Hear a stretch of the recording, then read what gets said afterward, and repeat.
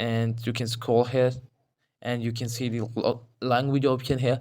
You can simply click here on language, and you can search your language which you are changed, and you can select your language and you can select the language. Hi everyone, welcome to channel. In this quick video I'm gonna show you how you can change your language on your Instagram. So how you can do, let's get started.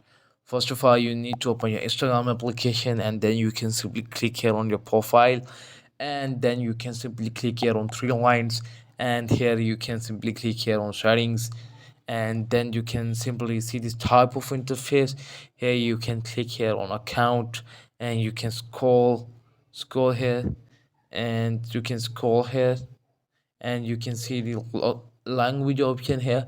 You can simply click here on language, and you can search your language which you want changed, and you can select your language and you can select the language, and then you can search.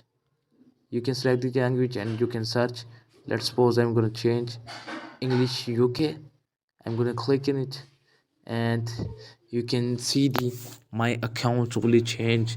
So thank you so much guys for watching this video. Don't forget to subscribe my channel, and I will see you in another video.